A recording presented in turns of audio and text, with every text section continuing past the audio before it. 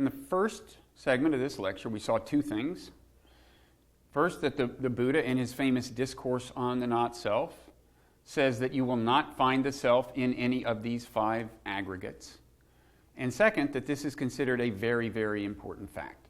Now, what may not be clear to you is why is this considered so important? I mean, what is the connection between this idea that there is not a self and the Buddha's larger mission of ending suffering, ending dukkha?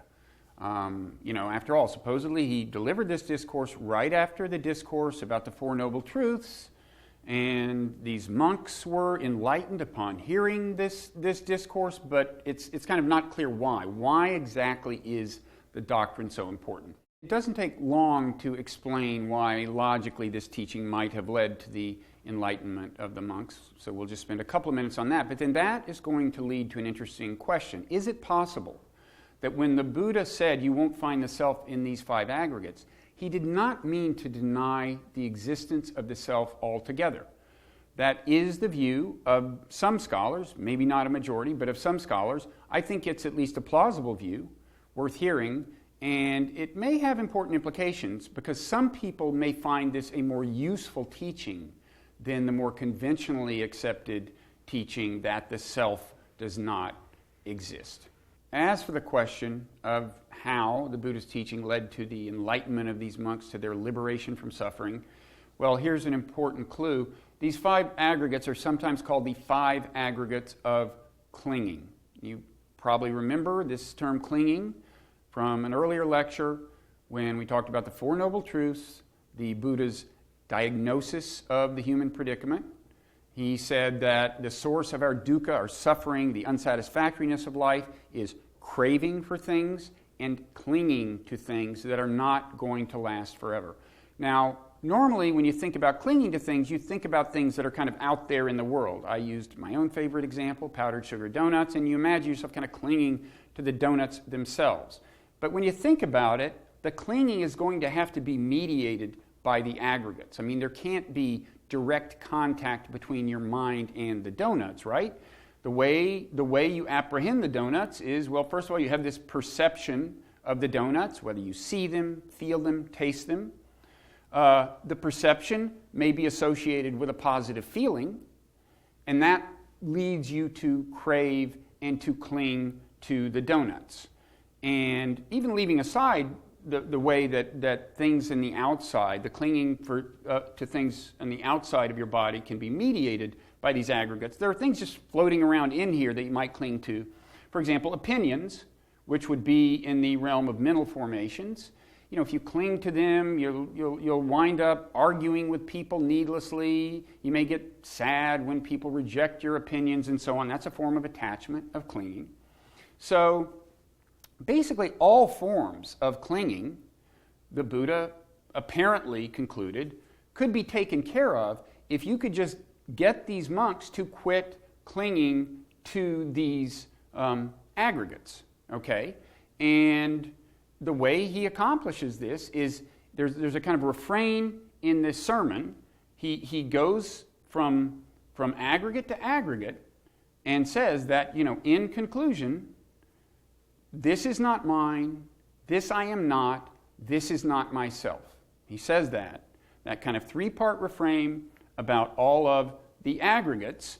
And apparently the idea is that once the monks realize these things are not part of themselves, then they will let go of them. Now, I'm not sure it would happen so automatically in my case. If you convince me that in some sense myself isn't in these things, I don't imagine my desire for donuts just vanishing miraculously, but that is said to have happened. To put a slightly finer point on the logic of this, what the Buddha says, he explains to the monks, look, a disciple who gets the picture, upon seeing that this is not mine, this I am not, this is not myself, will become disenchanted with each of these five aggregates. And upon being disenchanted, he will become dispassionate. And upon losing the passion, upon becoming dispassionate, he will be released. He will be liberated. That's what the Buddha says. He will be liberated. Now, this leads to a question and possibly a paradox. The Buddha says that you let go of all this stuff and you will be liberated. Okay, but where are you once you're liberated on this map?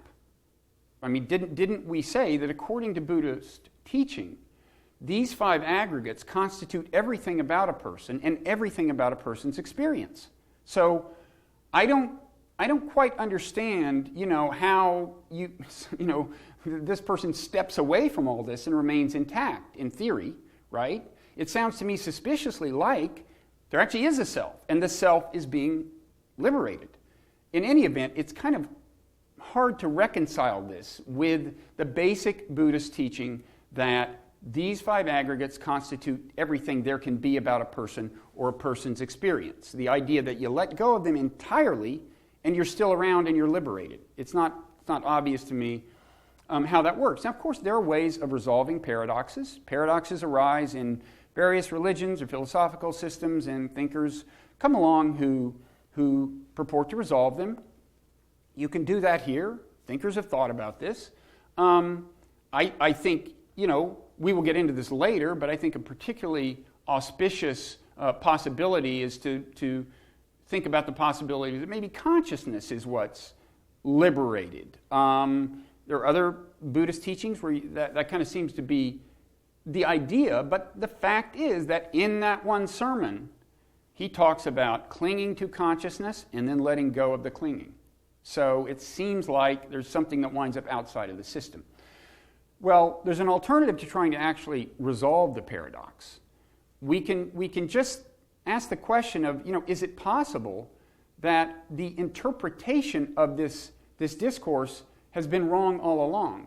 Maybe he did not mean to assert that there is no such thing as a self at all.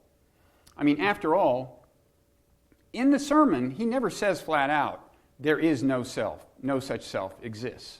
And you might reply, well, okay, he doesn't say that, but we know that in Buddhist thought, these 5 aggregates constitute everything there is. So when he goes through and says no self here, here, here, here, he's saying self can't exist. But the fact is, he never says in the sermon, these 5 aggregates constitute everything about a person and the person's experience. Now, both of these things certainly did become Buddhist teaching, that these are exhaustive categories and that the self does not exist. There's no doubt about that.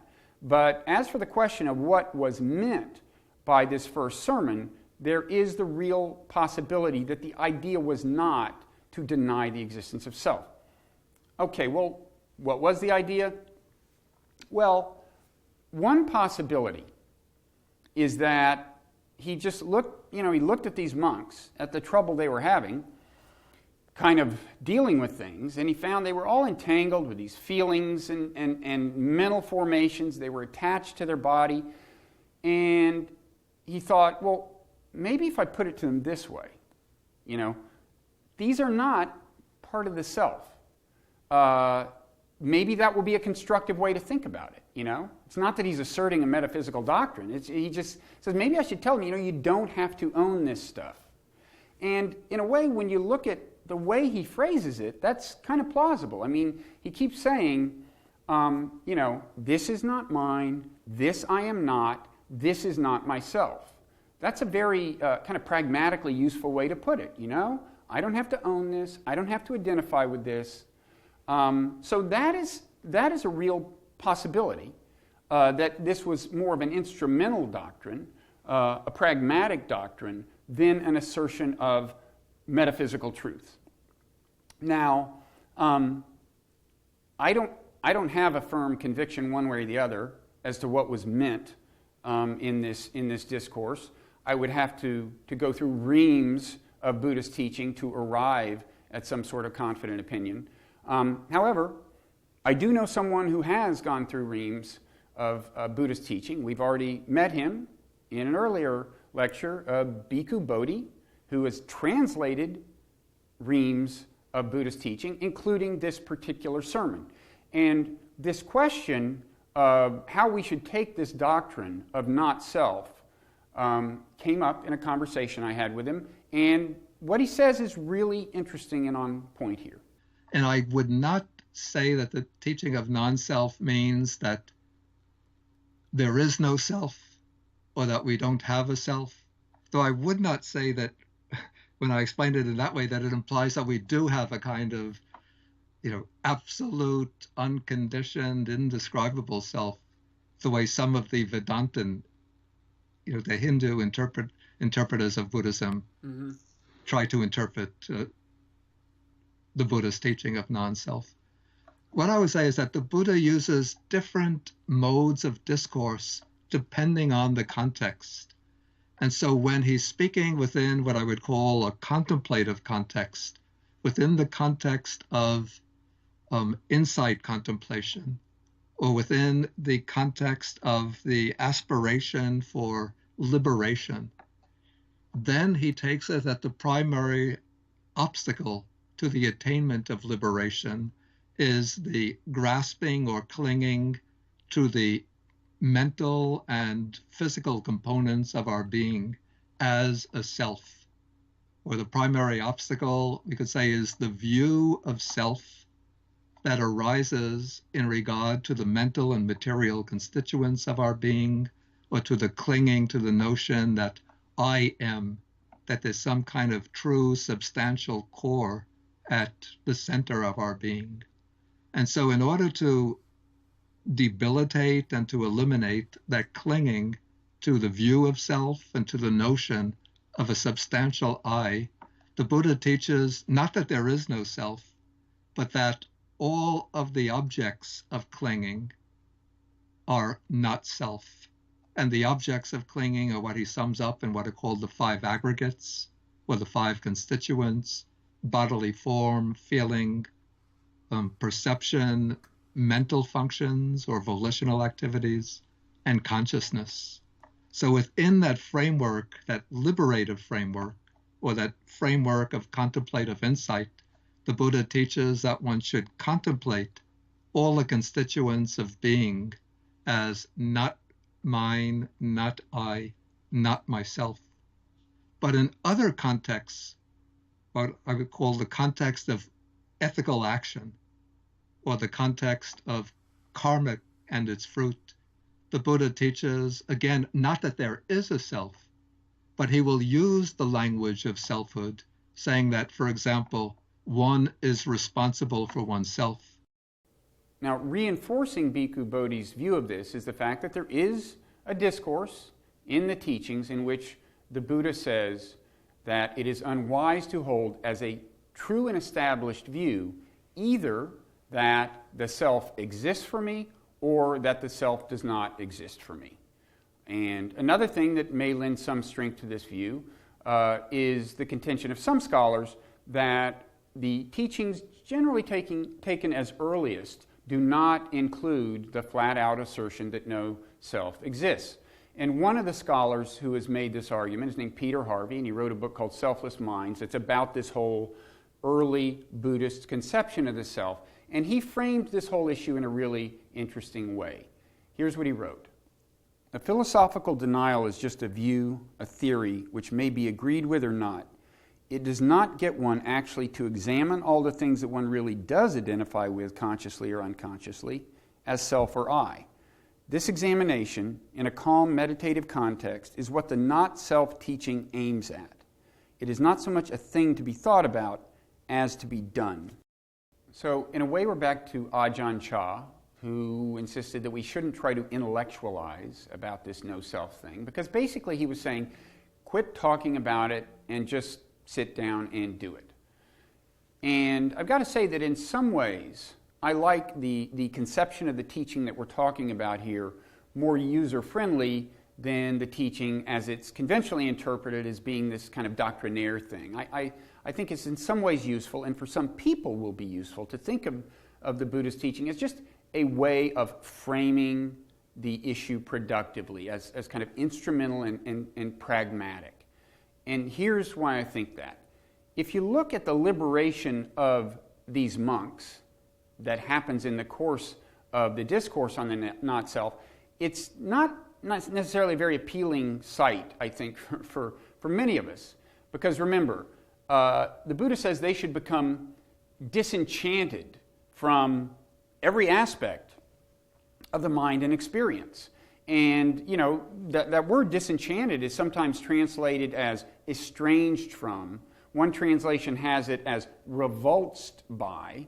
So in any event, we seem to be talking about a pretty thorough alienation from everything here. And I don't know many people who would look forward to that. And this is a reminder, by the way, that in these discourses, the Buddha is typically talking to monks. They often begin with his greeting the bhikkhus, which means monks. And, that's a very special audience. Remember, in those days, these monks were people who had left society in search of truth and liberation. They were willing to undergo very harsh austerities in search of truth and liberation. In fact, so harsh that the Buddha presented the Eightfold Path, which, as we've seen, is pretty arduous, as a moderate thing, as a middle way that isn't as demanding as what these monks were used to.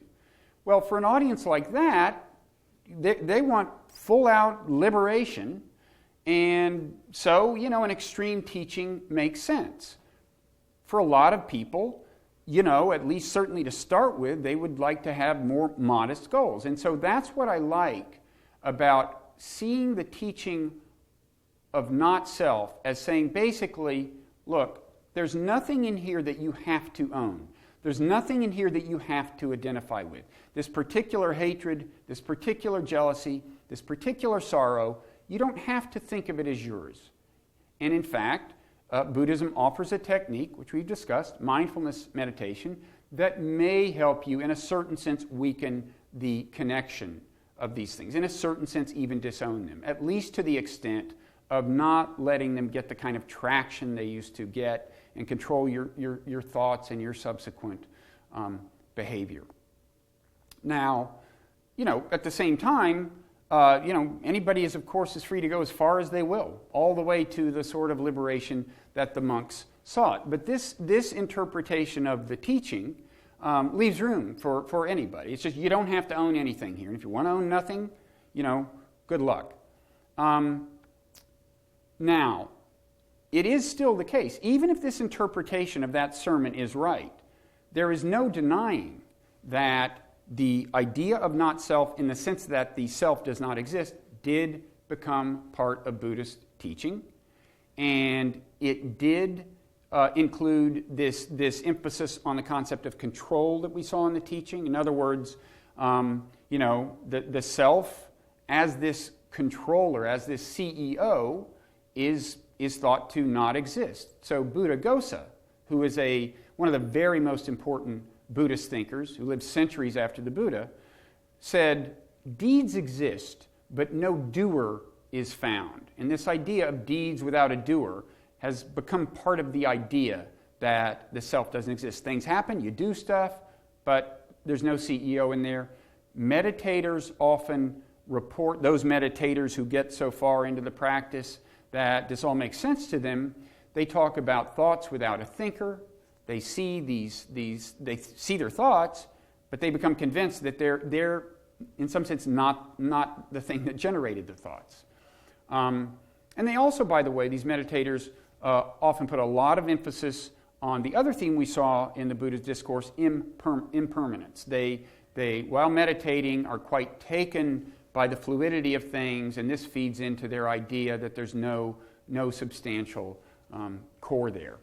A lot of these meditators who say they have experientially apprehended the idea of not self say it's been very important, made them happier, maybe better people. In some cases, they say it's been absolutely transformative. We're going to be hearing from some of these people, hearing what the experience is like, the experience of not self, and the sense in which it has made a difference. But I want to be in position to assess the validity of their apprehension. In other words, I want to ask not just has it been a useful experience for them, but does it comport with what science is telling us about the structure of the mind? So before we hear from them, we're going to turn to the question of what modern psychology has to say about the self, and we're going to do that in the next segment of this lecture, and we're going to find that actually there's more support for these meditative apprehensions than you might imagine.